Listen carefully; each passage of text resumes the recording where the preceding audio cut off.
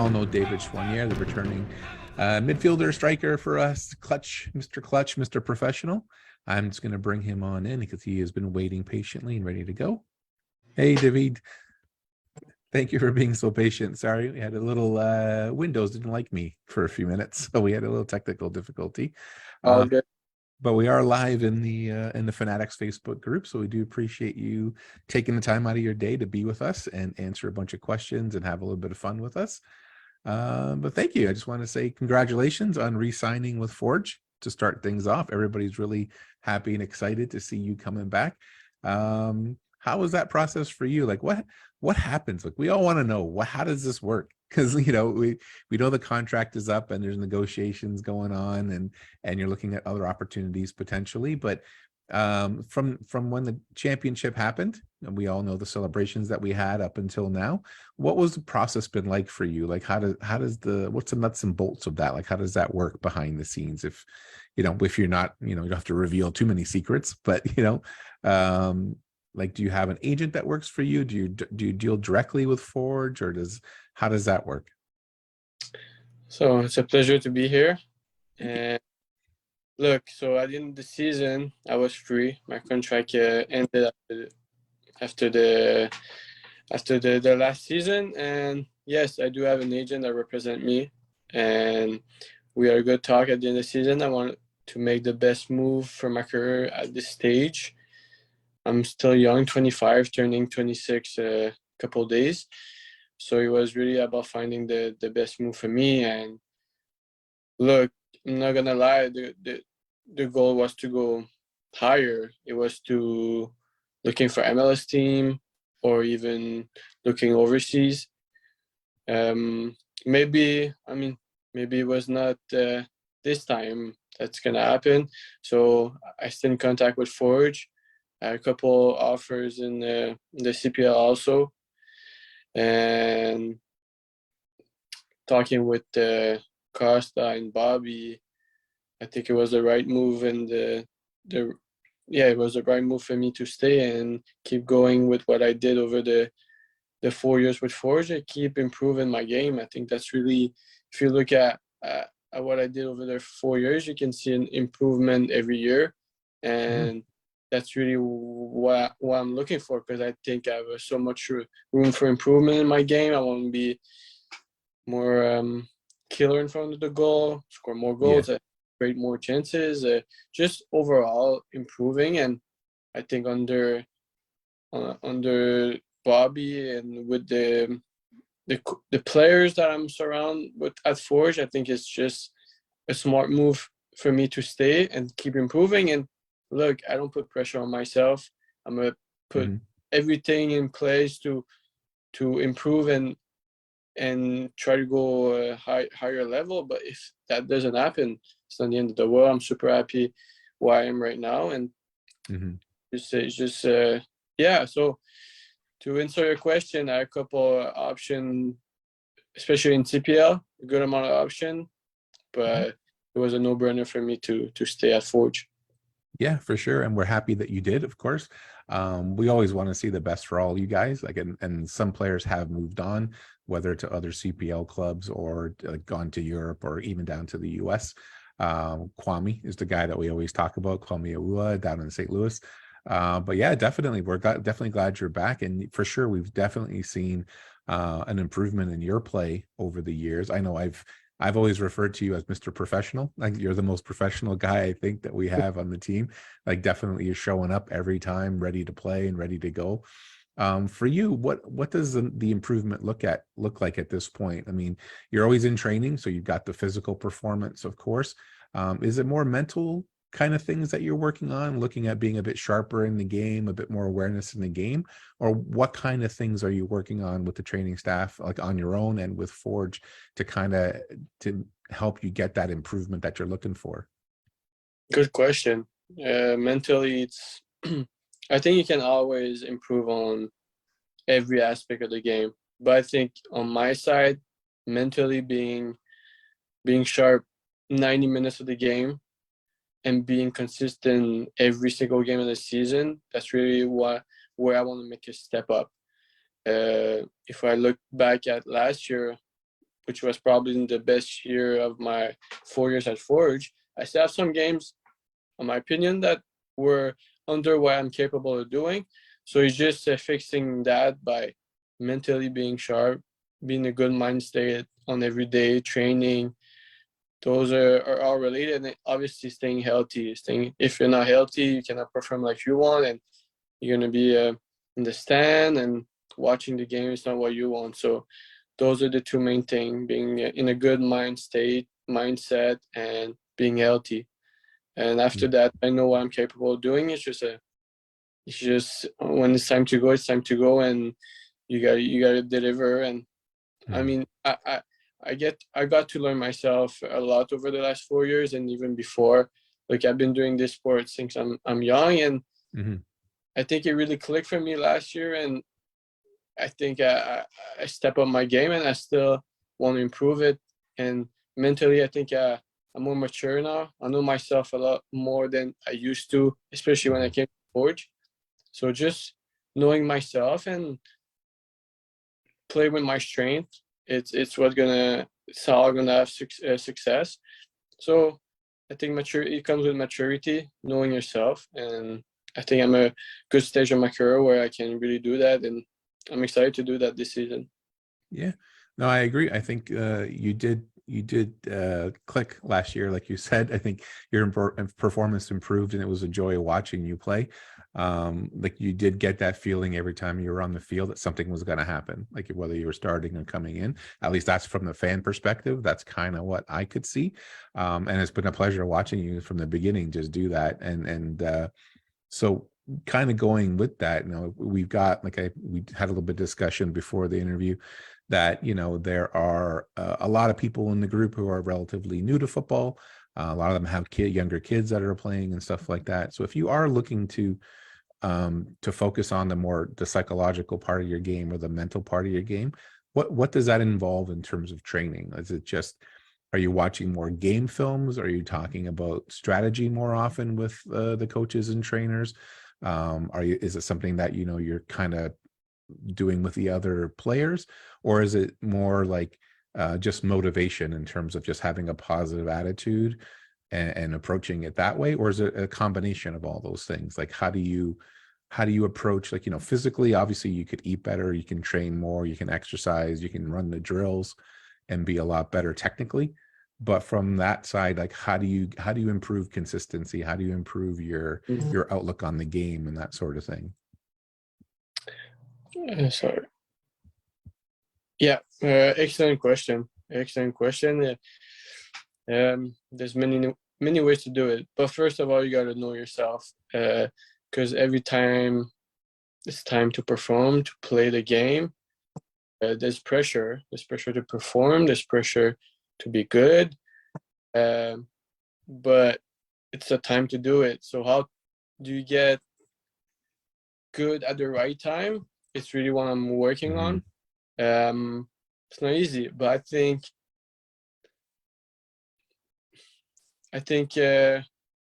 meditation a little bit. You got breathing. There's a lot of excellent tools that can be used to control your emotion and make sure that you bring the best out of you.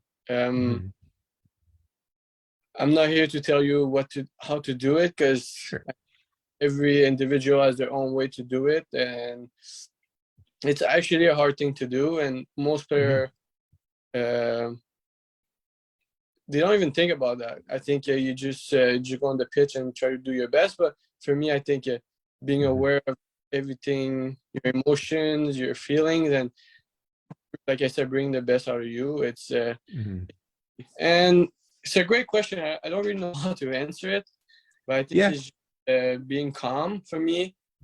From what I've learned over the couple of years, is staying calm and being focused on the task to do.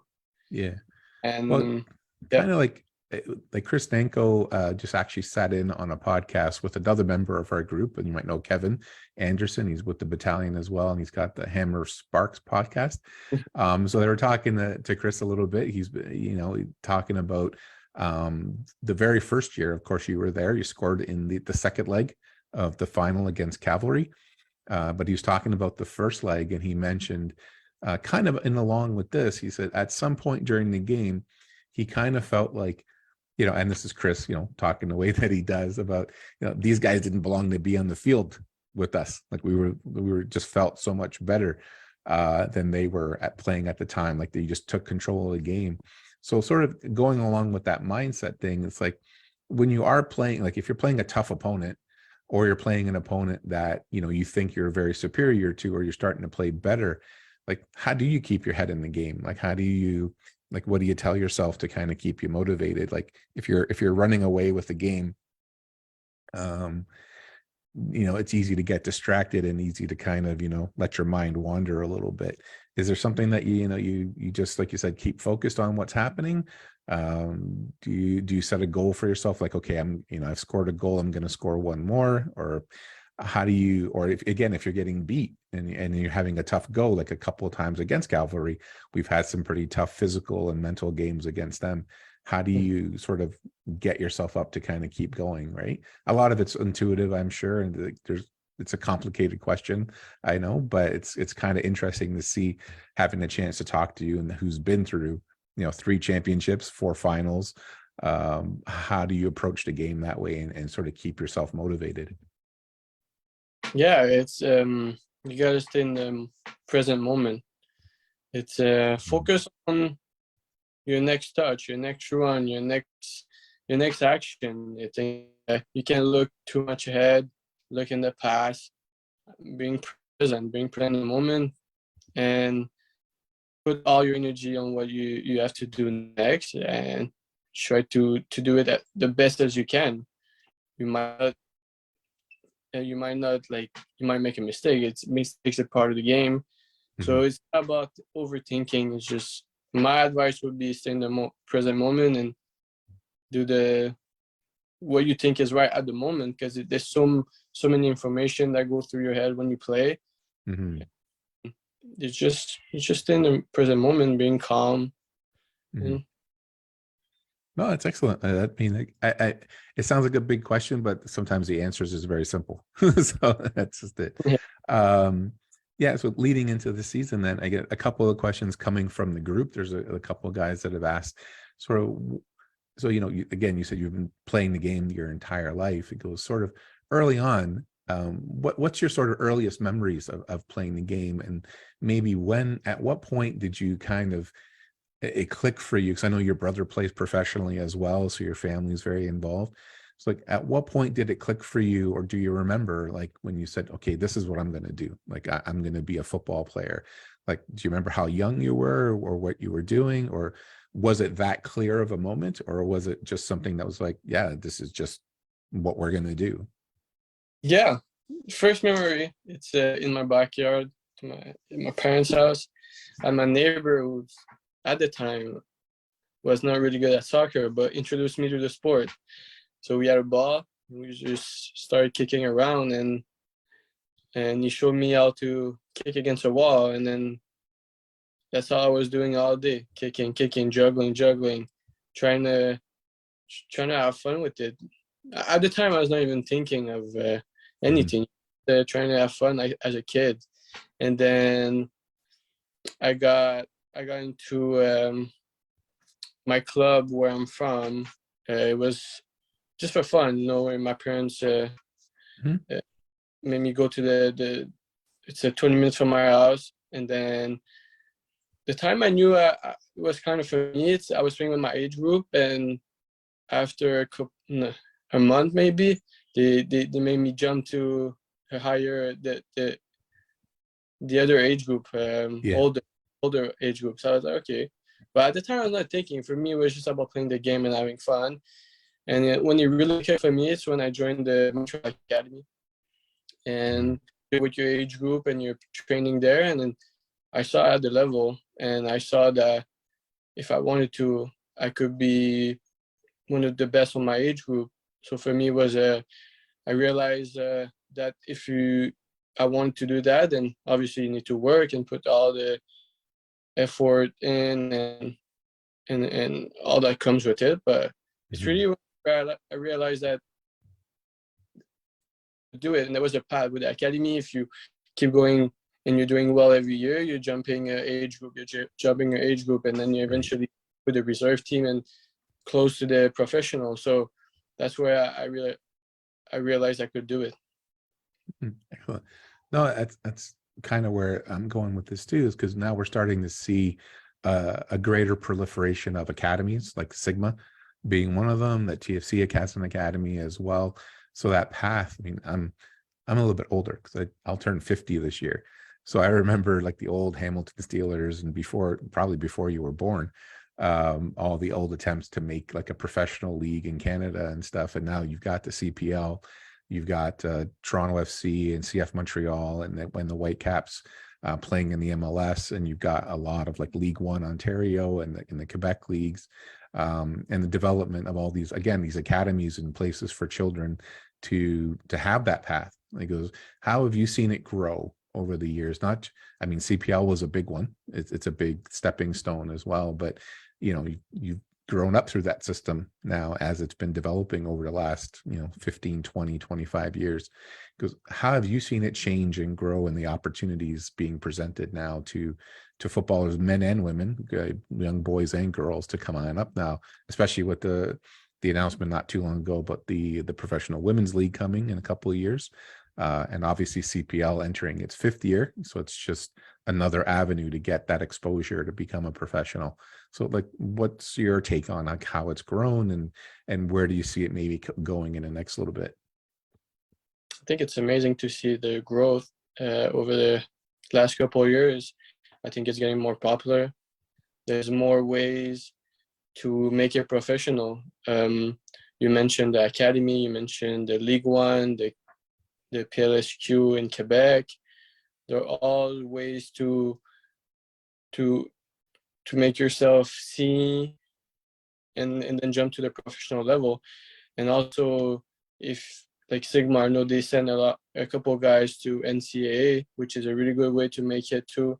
There's so many ways now. It's just you need to make sure to put everything in place to give yourself the best chance to succeed. It's not going to come easy, but it's really nice to see the growth of the sport in the country. And I think it's just going to keep getting better, honestly, with the World Cup that just happened. And then in 4 years, when it hosts one, it's just going to explode. I'm pretty sure it's going to explode in the next couple of years. Mm-hmm. I think we've got that critical mass, that ground level of support now that we maybe didn't have before. Like, we've tried, we just didn't quite have the momentum and that sort of thing. But I think we're at that point now, it seems like. So when you're developing through there, so at what points, again, the sort of the nuts and bolts of it and stuff, you're going to the academy, and you're progressing as a player through there. So at what point does the academy recommend at some point that you get, like you said, you have some representation for yourself? Is that something that you every player kind of does it at a different time? Or is it like something that happens, once you get signed to a club, you kind of get somebody when you need it? Or is it a better idea, like, if you are progressing through the club system or through the academy system, to sort of get that representation early on? How did you go about it? And maybe what do you wish you would have done differently, or if there's anything like that? Good question.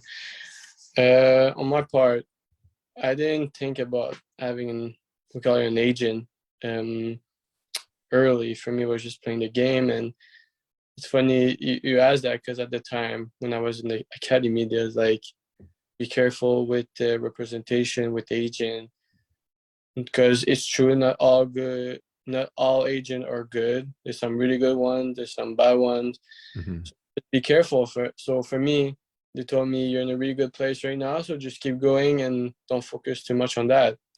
Looking back at it with more experience now, I think having a good one that really wants the best for you. But how do you find a good one too? It's tricky. So yeah, I got mine when I was right after I signed with Montreal. So when I signed my first contract with Montreal, I didn't have any agent. It was I did it on my own, and then I signed a couple of weeks after with my agent. Looking at it now, I think I would have preferred to have a representation signing my first contract.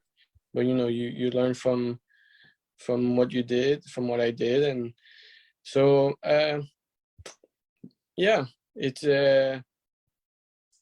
agents. It's a funny world where they want you need to have one that looks for your best. So that's what I think.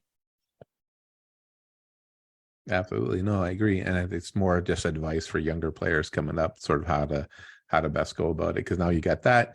I guess, CPL has just kind of recognized the Players Federation, the Professional Footballers Association.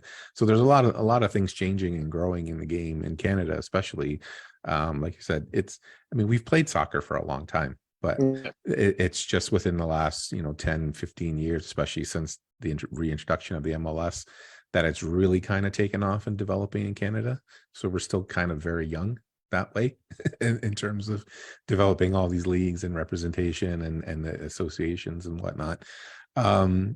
So that's a good part of it. But now you're back at Forge. Do you know, like I said, you've just recently moved to Hamilton with your girlfriend permanently, at least for the next couple of years while you're at Forge. How's the transition going into Hamilton? Like, what do we know how you play in the game, but I guess personally, how do you like the city? Like, is there certain things that you like to do? What's your favorite stuff about Hamilton, if there is any? Couple. So the first year I moved there, I didn't know anything about the city. And I was living in a house with at the time it was Crutzen, Novak, Monty Mosen, and Quillen Roberts. So we were all together in the house, and we didn't know much about the city, so we didn't do much. And then I met my girlfriend here, and then we moved and started exploring more about the city. And there's some really good restaurant in here, and so that's what we like to do sometimes. Go eat out some restaurant, and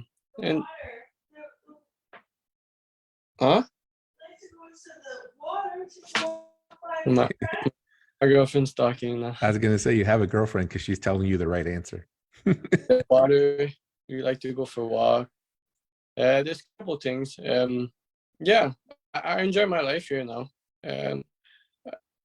I'm pretty calm. I'm not the kind of guy to do crazy things all the time. So I'm just staying home, and we go for walks. We explore the city. We to do activities together. So we go hikes. Like, she's talking behind. She can come on and tell us if she wants. Bring me or what? So yeah, I appreciate my life in Hamilton. Nice. So how is right now? Like I said, you're on your own sort of training. Have you been told yet when training camp starts yet, or have you started training with the club yet for this year, or is that still a ways away? Last news I got was around February 13th. So we're gonna probably start doing medicals around that time and slowly transit to training. So around that, we're a couple of weeks away. Nice. Well, I did check just to be sure, so because I got my hat, so I did that's last year's hat, but I did check, and we're still champions, so that's still good. So you're familiar with that. Obviously, you've been here since the beginning. We've had the opportunity to be returning champions in the league again now for the third time going into a season as the defending champions. Does that add a different element to the way that you guys approach the game? Do you get a little bit more confidence going in because of that? Or is it something that you're like, okay, we did that, let's put that away and let's just kind of move forward here? Because we've had some big moments. I mean, you scored at the Azteca. I mean, for a footballer, that's just, one of the things that you put on your resume for the rest of your life kind of thing, right? From the fan perspective anyways, that's just an incredible accomplishment. But do you sort of get encouragement from that, or does that just, you don't really think about it, but you got the confidence from it and you just sort of put it behind you and focus on what's happening in front of you now? Like, how does all that sort of play into it? Because, you know, the teams are going to be gunning for us at this point. You know, they like a lot of the commentators have mentioned over the years, like if it's Oliver Platt and One Soccer and the others, that, you know, the championship basically goes through Forge at this point. You've created a bit of a legacy there. So how does that sort of impact the mood in the locker room? How does it impact you going into this year being a defending champion? Like, how do you approach the game from that perspective? I think it's just building on it. It's we did it. It's amazing. It's the reward after all the hard work we do all year. So we need to, like we did, we celebrated. We're all happy about it. It's a big moment for all of us. But now it's can we improve? Can we build on it? I think it's in the locker now. We have 3, and every morning when we show up to Tim Hortons Field for training, you kind of have to walk, and you're gonna see the 3 of them every morning. You see the 3 of them, but knowing the mentality of the group, the players, the coaching staff, we always want more, and so now it's done. We're proud of it, but there's another year. There's more games to come, and if you want something bigger in terms of bigger contract, bigger new goals, there's work to do today, and you got to do it. So I think their group is super. Their mindset is amazing. I think there's a reason why we achieved so much in the last 4 years, and I don't think it's not going to change this year. I think the group is still hungry. Even sometimes we need to remind ourselves, because if you don't put the work every day, sometimes you get a bit lazy. Oh yes, we've done that, but if you want to succeed in everything in life, you gotta put the work in. And I know we're gonna do it again this year, and we're gonna give everything to achieve pretty much the same goals. We're gonna set the same goals, and we're gonna try to achieve most of them. Yeah. Well, again, this year now we've got the regular season champions that is now a trophy going forward, as well as the playoff, the league champions, and qualification for CONCACAF again is a thing going forward. So there's always that to look forward to. But I'm going to take a little bit of look back, if you don't mind. I'm going to pull up some pictures here, and we can kind of take a peek. So it's just our little interview thing here. There's you know, just after winning the championship, so a 3-time champion there. This is Bobby in year 1. We asked Tristan Borges this question too, so we all love Bobby, and just the idea that he was maybe not going to be coach for a year caused a panic, I think, and from the fan perspective, anyways. But this is my kids and Bobby after the very first championship celebration with his medal there. And then, you know, eventually he grew the beard. So it became to be Fear the Beard. Can you see the photos there? You're all good? Yeah, I can see Okay, them. cool. And then there's Bobby there again, still with the beard, the 3-time championship just after the thing there. And there's my kids again with the original photo of him, and now with the 3 championships, taking this again, and you know, sort of a good bookend to what's happening. And then we're sort of looking at your career. So there's a young David, a little fresh face, little young guy, coming in, and then this year finally introduced the anvil, the hammer on the anvil. So you had a chance to do that. Another nice little new tradition at the home field games at Tim Hortons Field, or the coffee grounds, as we like to call it. You able to achieve Player of the Month back in October. Again, you had a stellar year overall. You could have done this multiple times, in my opinion, but again, you got recognized as Player of the Month back in October. And again, winning the championship there is just another great moment in the history there. Just being able to be part of that celebration in Ottawa. And then I got to meet these people when I went to Ottawa. So they very, very proudly told me that they knew you. I wanted to make sure that I knew that they knew you, and that we were going to be there. And that's it for that. But I mean, kind of looking at that, and like, you've had a bit of a history now. Like, you've been part of the history of building Forge, the new professional team in Hamilton.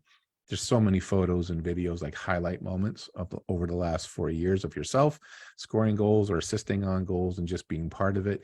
And you've mentioned looking forward to, trying to better yourself, looking for like another opportunity in the MLS or in Europe and moving that.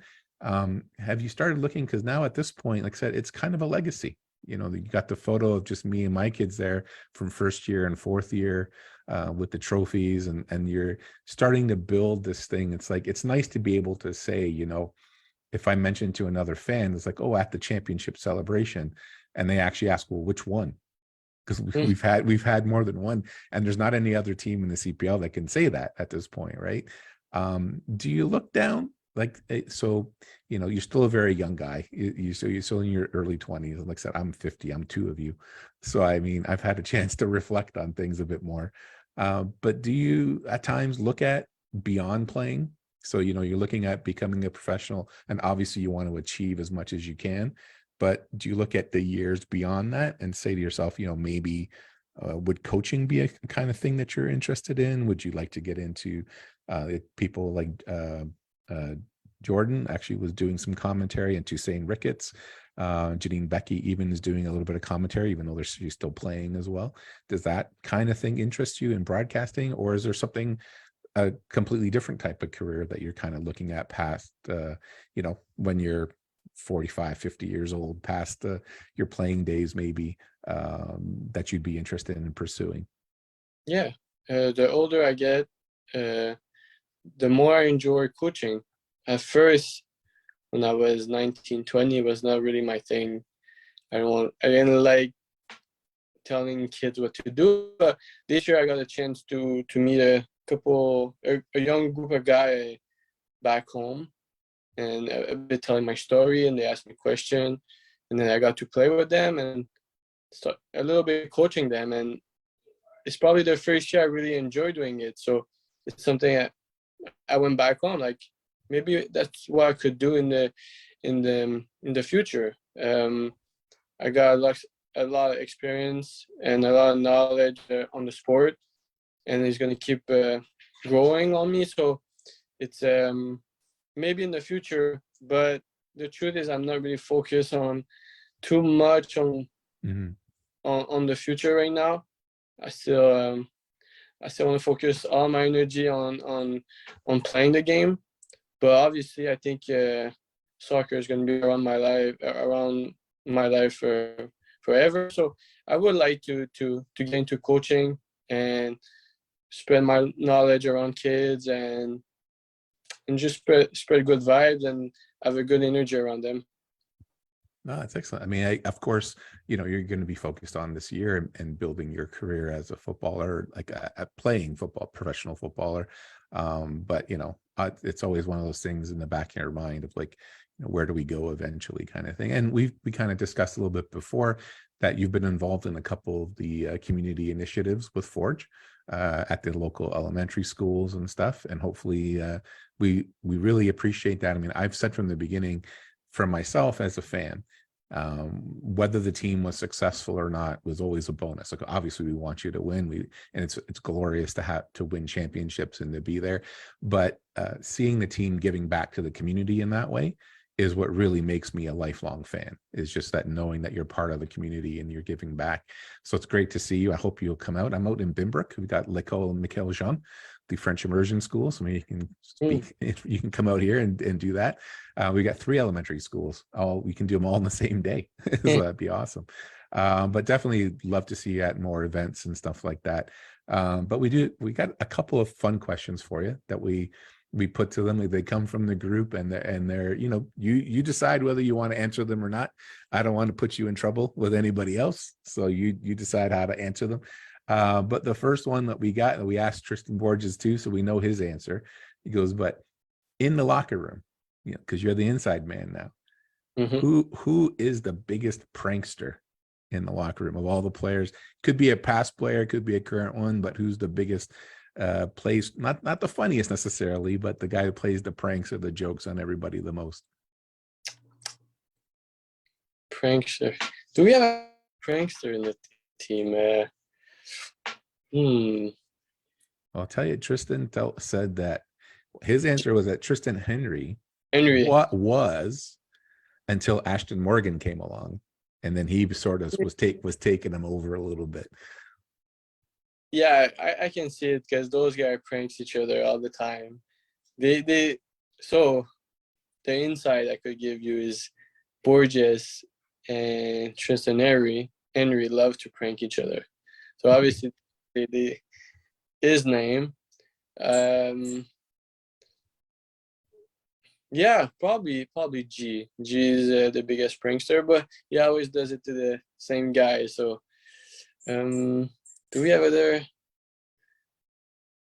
on my side, because I'm hanging out a lot with the French guy, maybe Garvin, Metusala, a little bit.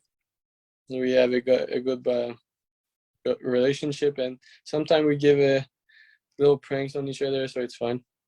Is there a funny story that you remember? I mean, you look at 4 years, four finals and 3 championships, traveling internationally and stuff like that. Is there a funny story that sticks out in your mind that you can actually tell us from all that experience, or is that all under wraps? It's all top secret.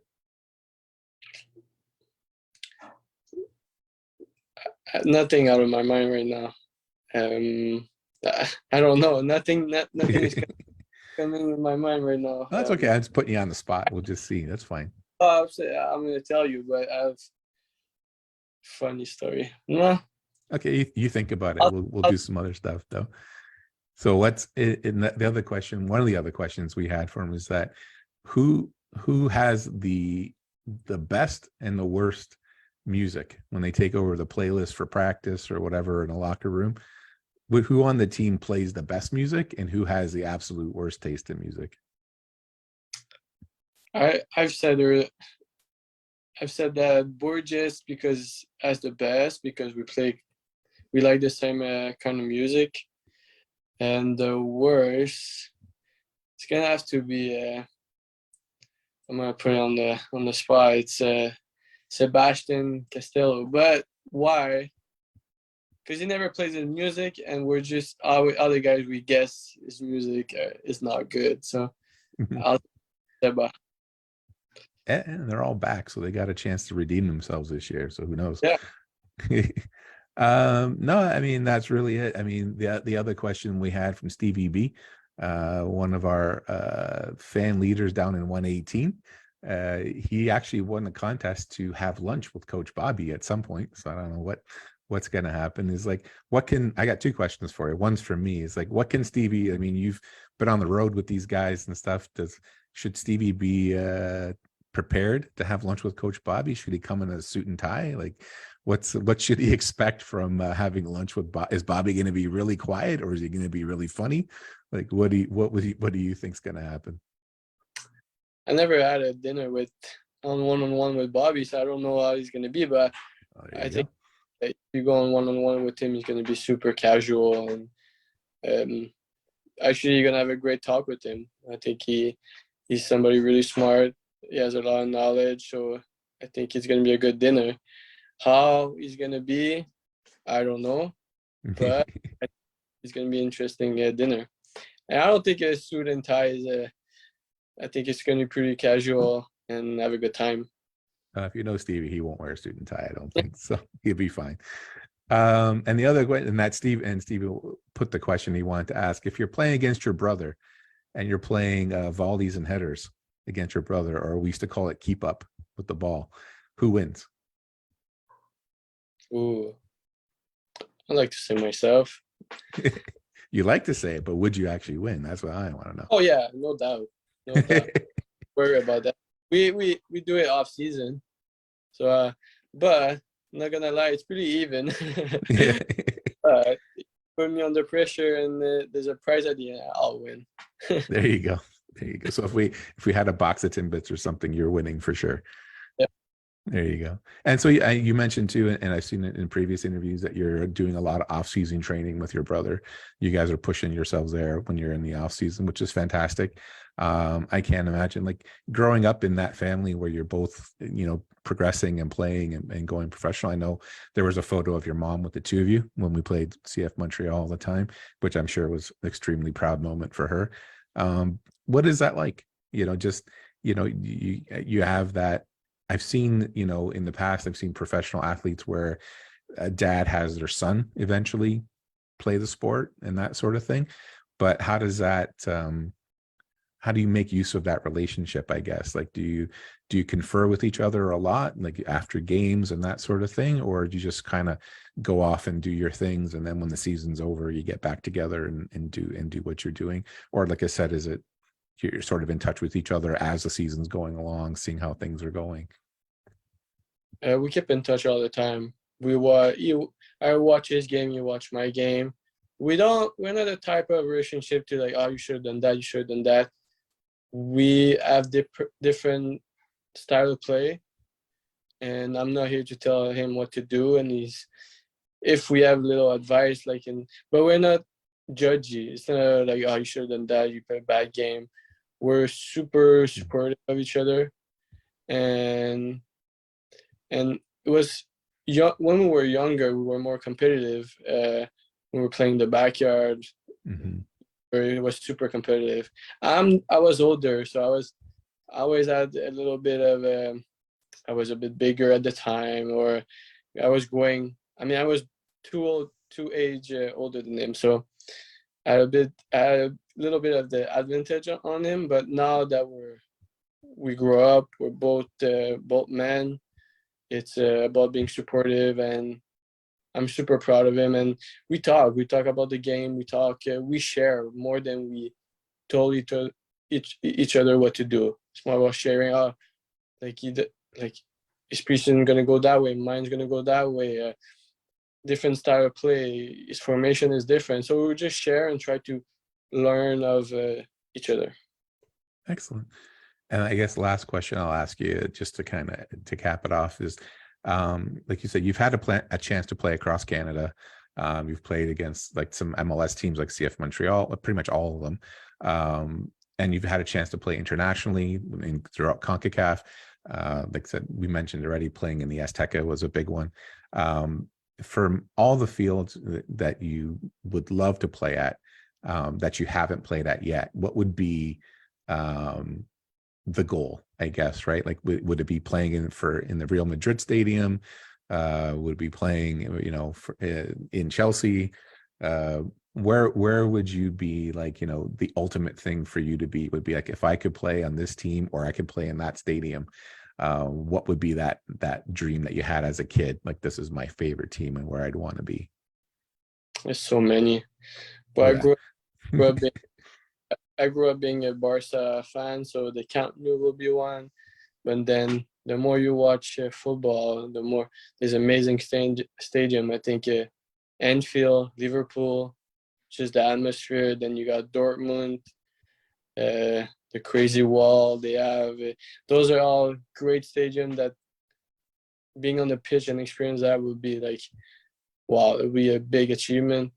But yeah, I'll stick with the Camp Nou because I grew up watching Barca. That mean you're a default Messi fan then? Yeah, a little bit. I am. He's too good. Yeah. Well, who is that your ultimate player for you, or who do you think you model your style after, or is that even a thing for you? It used to be, not anymore. I grew up watching Messi, Hazard, Neymar. I love Mbappe right now. I try to be more specific about the kind of player that I look up, because I'm a winger and I play different kind of way.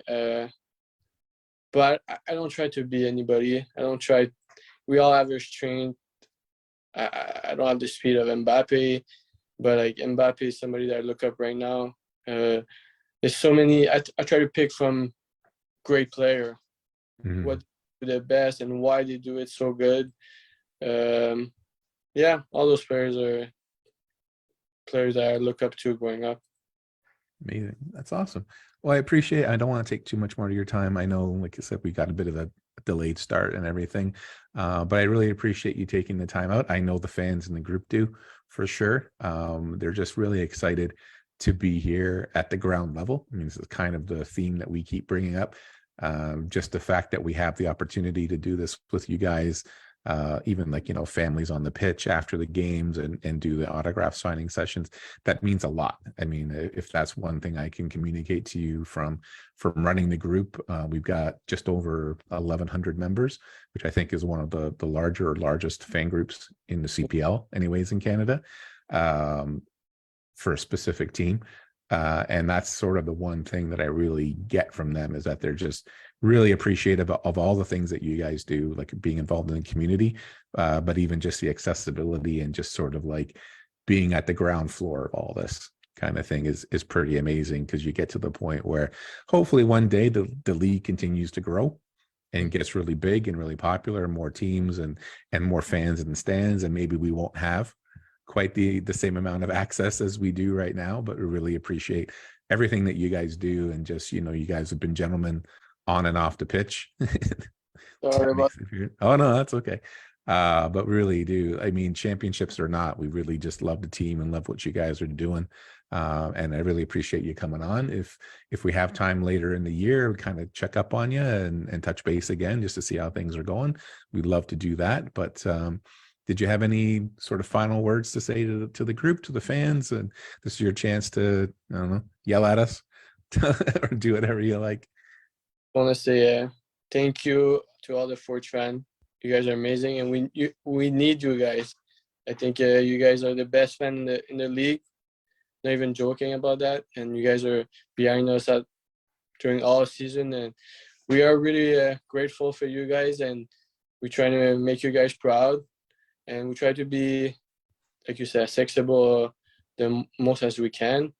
And you guys are really good, and it's fun to play at Tim Hortons Field with the atmosphere you guys create. And whether it's a win or loss, hopefully it's more win, but it's super great, and I love it. And the goal is to grow every year. If there can be more fans every games, obviously that's the goal. But we're grateful for you guys, and we're gonna try to put many good games, win many games, and put a good show for you guys.